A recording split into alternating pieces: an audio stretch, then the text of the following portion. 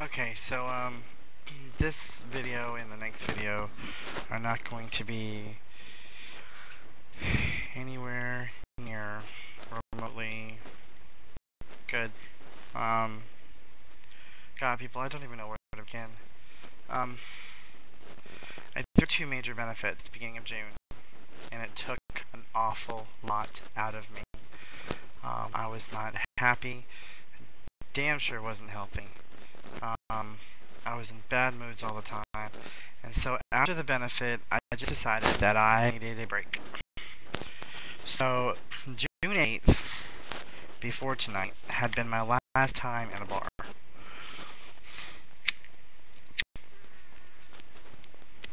a drag queen, I take the summers off.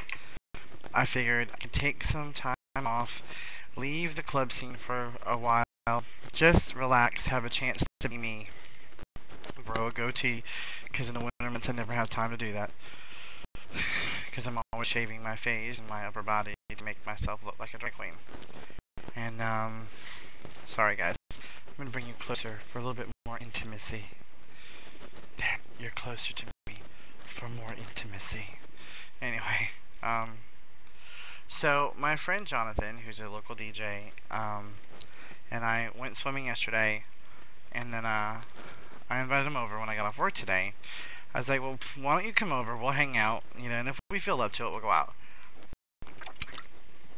Now, it's Sunday, and in Georgia, most bars can't be open unless they're a restaurant, too. And the gay bars in Augusta are not restaurants. So, John and I decided to make the trek to Aiken, South Carolina, where there is, in South Carolina, your bars can be open on Sundays.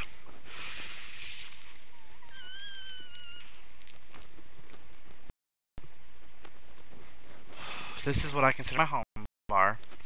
Hadn't been there in 2 months. Decided I'd go ahead. So here I am at my home bar. And just being there made me realize why I haven't gone out in 2 months. I have been, for quite some length of time, been extremely lonely, miserably depressed, lonely type. That type of lonely where you're just lonely. And I was like, I don't want to be out tonight. So, I don't ever want to go out again. So, I like Sierra's song Promise, so I thought I'd play it. So I said, Jonathan, let's go out tonight. So Jonathan and I head to Aiken. We get to the bar, and we're chilling. He buys me a drink. I have one drink, because I'm not a big alcohol drinker. Sometimes I will, sometimes I won't. Depends on the mood I'm in. So, we're there. The first show starts. I'm watching the bar. I'm starting to see there's a lot more straight people there than our gay people are, and normally Saturdays are straight nights, not Sundays. So I was like, okay, I'm still gonna have fun. See this cute guy, completely straight. And, so, we're walking around, I'm having a good time. Jonathan's playing pool, drinking his beer, and, I just noticed that there are gay people, like, kissing and hugging and loving each other, and it was making me sick to my stomach. Why, do you say? Would a gay man find gay people kissing and hugging and loving each other sick? I find it sick because where's mine? And, why can't I have it? And, yeah, so it just really made me lonely even more. Which, when you're depressed and lonely is always a good thing. And, I just don't get it. When I came out almost 10 years ago, being gay was a fabulous thing. It was a wondrous thing. It was something that you were going to be indoctrinated and inducted into this massive community of people that loved each other. That could not have been further from the fucking truth. Gay people don't love each other. Gay people hate each other. For a community that is hated on as much as we are, you would think we would be nice. You would think we would be accepting of anybody, everybody. Purple people would be accepted in our group, but they're not. Because even in our little society, we have things that are considered the norm. So, fat guys with hair who like to dance are considered abnormal. And therefore we're discriminated against in our own fucking community. You know? I'm not anorexic. I don't weigh 10 pounds soaking wet and snort a fucking bag of cocaine up my nose every fucking day, so I'm not acceptable. Which I think is goddamn pathetic. Because some of these men out there could have really good men in their lives if they would just stop going for fucking perfection where it doesn't fucking exist. I have a good heart. I'm a good person. I love everybody. I love life. When I'm with somebody, I give them 150 fucking percent of myself. I cook, I clean, I do laundry. We make love all night on rainy days. I mean, I am 100% of a lover. I am. But none of these guys pay attention to that because they want these skinny anorexic bitches that snort coke and drive up BMWs or above. Sorry, I drive a Malibu that I share with my mother because I'm working at a fucking gym and I'm going to school full time. Sorry, I'm not rich. I don't ever plan on being rich. I'm going to be a teacher, for Christ's sake.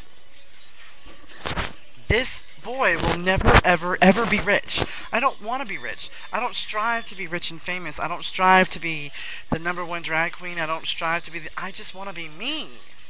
And I just want one guy in this fucking world to love me for that. Love me.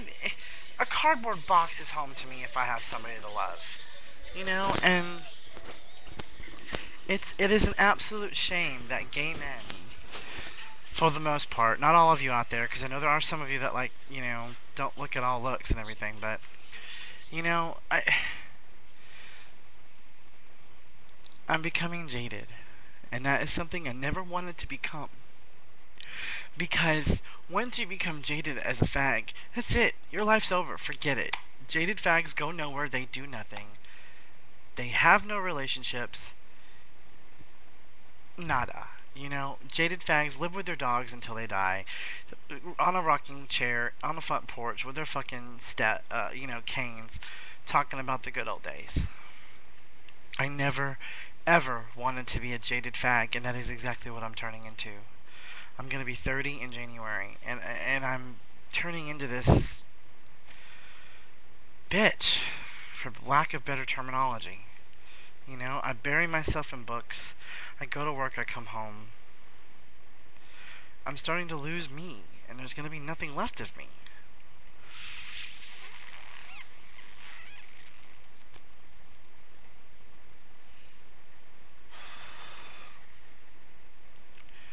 I used to want to fall in love, but it's so hard anymore. And I've met a lot of wonderful people on MySpace and YouTube, and there are people in this world. I mean, there's one guy on YouTube who shall remain nameless that I would fucking move heaven and earth for tomorrow. Because his personality and his presence and who he is and how he thinks and how he talks and what he believes in and how he feels and how he speaks. I'm being text messaged. How he feels and how he speaks about what he believes in is another simply amazing trait, you know? And,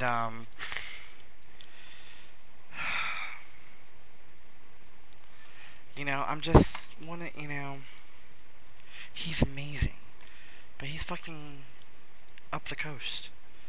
And I'm here, you know? And everybody knows long distance is like fucking almost impossible to do. Although I love the part of the country he lives in. I've used to visit there a lot. My sister lived there.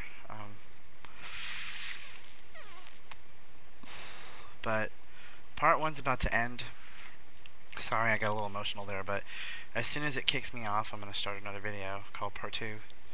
I'm just getting sad and lonely, and I don't want a man. I don't need a man, but God, I'd want one. you know,